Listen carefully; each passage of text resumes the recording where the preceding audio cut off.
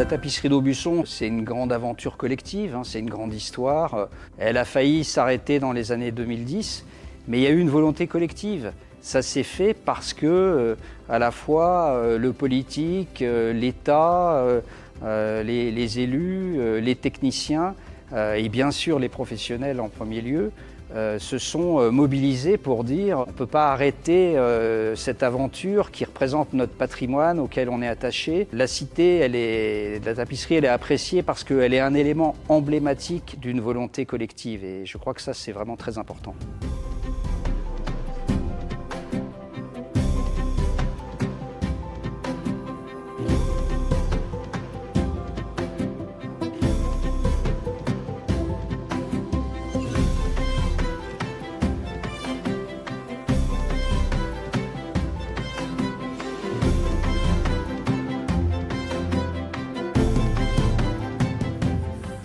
Recréer une filière, ça c'était vraiment, donc c'est ce qui est inscrit dans les statuts de l'ENAMAC, c'était structuration et promotion d'une filière laine de Nouvelle-Aquitaine et du Massif central. Je dirais qu'aujourd'hui, après 15 ans d'activité de l'ENAMAC, on arrive enfin à toucher cet objectif par des projets très variés. Là, je suis obligée de vous expliquer qu'une filière, c'est complexe, c'est beaucoup d'acteurs différents. Nous, on est sur un cluster, donc un réseau d'entreprises filière, c'est-à-dire que on met autour de la table des acteurs qui n'ont pas forcément l'habitude de se côtoyer, qui sont issus de secteurs professionnels complètement différents et on va de l'amont jusqu'à l'aval. Donc on a la production de laine avec l'élevage ovin. Ensuite, on va passer par le lavage et au niveau du lavage, c'est le moment où la laine de mouton va passer d'un produit agricole à un produit industriel. Et donc là, on va aller vers les filatures, les teintureries, le tissage, le tricotage mécanique ou artisanal, bien sûr.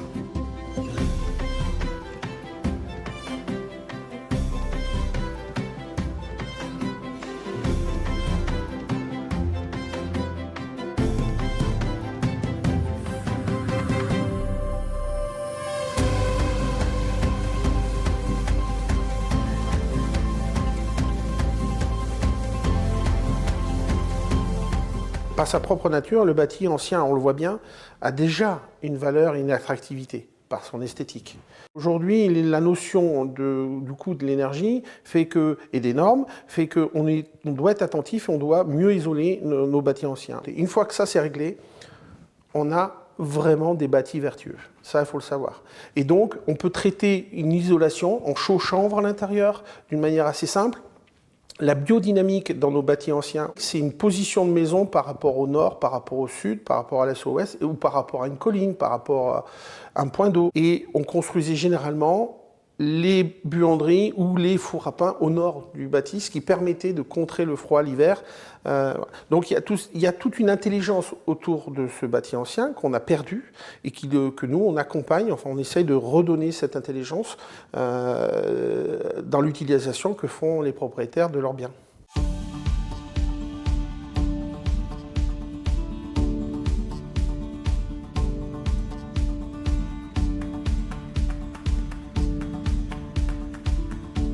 Au sein du lycée des métiers du bâtiment, on trouve différentes filières.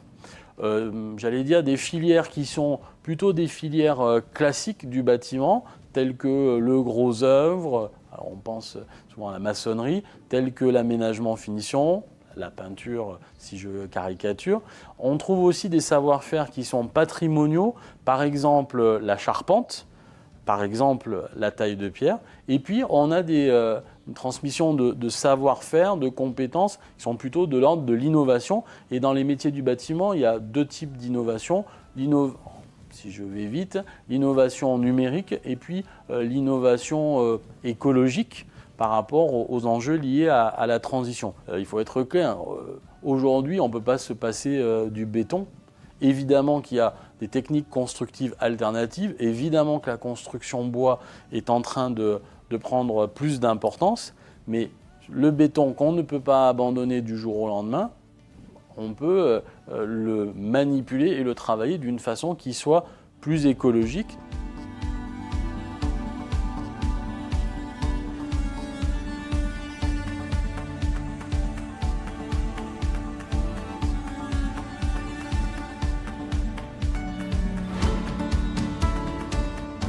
Ici, vous voyez de la régénération naturelle de chênes. L'idée, c'est d'apporter de la lumière pour qu'au fur et à mesure, cette petite régénération devienne grande et envahissante, qu'elle prenne le relais dans les 100 ans à venir. Les propriétaires viennent avec leurs enfants ou avec leurs petits-enfants et moi je leur explique qu'on a un rôle de messager pour que la sylviculture perdure de génération en génération, parce que si les enfants héritent ou les petits-enfants héritent mais qu'ils ne savent pas ce que faisait le grand-père dans ses forêts, c'est-à-dire qu'il avait une vision à faire de l'irrégulier, de la futée irrégulière, de la régénération naturelle, des éclaircies, etc.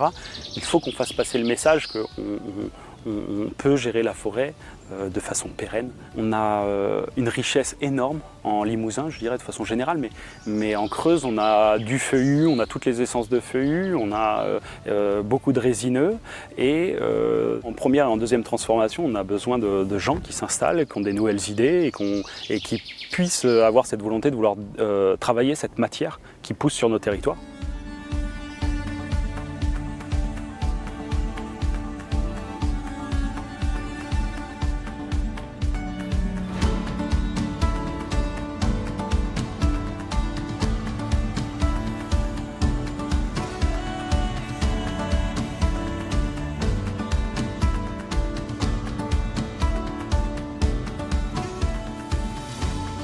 Il y a des enjeux environnementaux évidemment qui ne sont pas à négliger. On a un constat qui est là de changement et il faut s'adapter.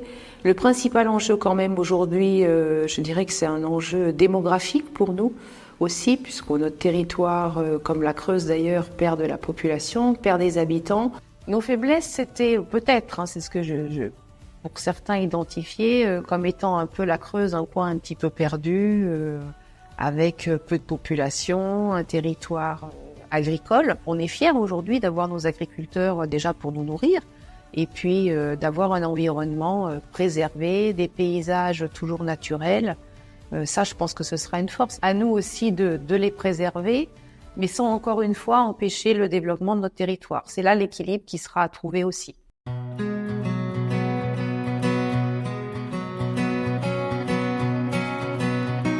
L'objectif est aussi de pouvoir créer un réseau de collaboration sur ce territoire, d'entraide par rapport à la visibilité sur les marchés, pour que les entreprises qui s'installent sur le territoire aient un modèle économique pérenne. C'est un territoire qui est fort de ses savoir-faire, et de savoir-faire patrimoniaux, mais qui ont évolué aussi en fonction des innovations. Et c'est un territoire agile. Les acteurs travaillent ensemble, innovent ensemble, construisent des partenariats au bénéfice de tous. Il faut vraiment qu'on donne envie à des gens, à des jeunes, un désir d'Aubusson, et il faut leur faire goûter le territoire pour qu'après ils aient envie de s'installer, parce qu'on a un besoin criant d'installation de populations nouvelles sur ce territoire. C'est un territoire magnifique, c'est un territoire grandiose, c'est un dédale de paysages, c'est des gens extraordinaires, c'est une richesse de nature qui nous est donnée, qu'il faut qu'on partage. Ce que je souhaite et j'y crois, c'est qu'il y a encore tout à faire en Creuse.